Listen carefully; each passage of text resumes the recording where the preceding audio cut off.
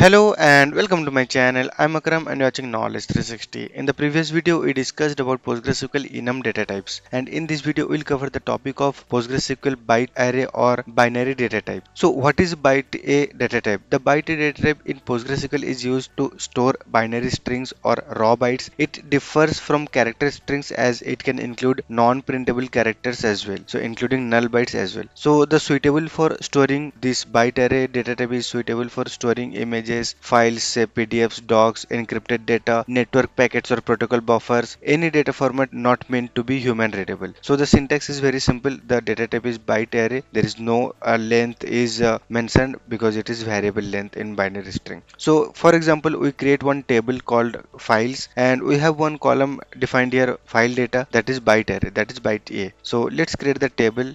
So the table is created.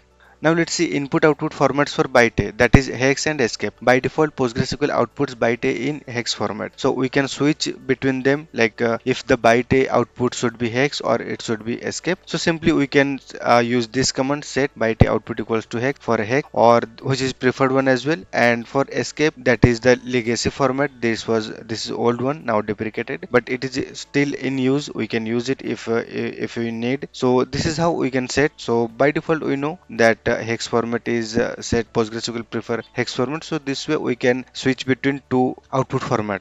Now let's see hex format, which is preferred output format. The format is like this. It starts with backslash x followed by hexadecimal digits. Each byte is equal of two hex characters. So for example, we are inserting one data into the files table.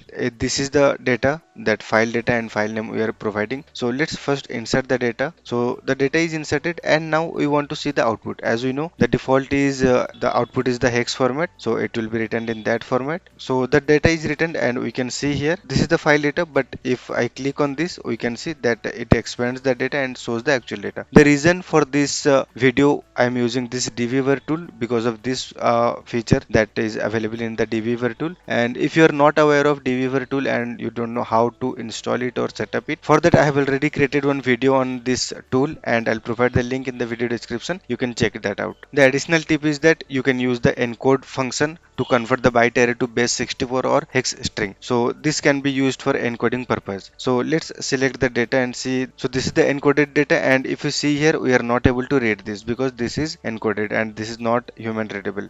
Now let's discuss about escape format, that is the legacy one. So the format is like this: ASCII representation with special escaped octets. Use octal sequences like backslash 000 backslash 134 etc. So for example, we are going to insert one data into this files table. So the data is inserted in the escape format, and before selecting the data in the output, we know that how to switch to the output format. So we can select like this: set byte A output equals to escape. Then we can select the data. So let's select the data. So here we can see that the second data that we have inserted in the escape sample, this is the escape sample. And when I click the data and expand, we can see that this is the actual data that appears in the octet format.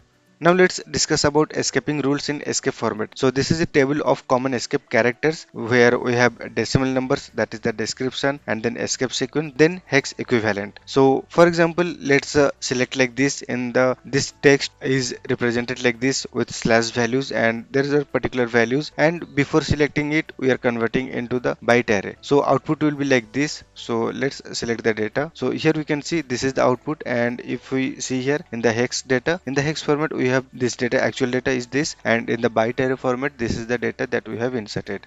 Now let's see output format consideration. So byte output hex is more portable and readable, so that's why we should prefer it. And byte array output escape is compatible with old tools but confusing. We can use it but we avoid to use it. So one example is this one. For example, say we are selecting the data as escape format and we have this data backslash s then 5c. So let's see what it returns. So it returns only one backslash in the output, so it is confusing, but in actually if you see, we have this data 5c.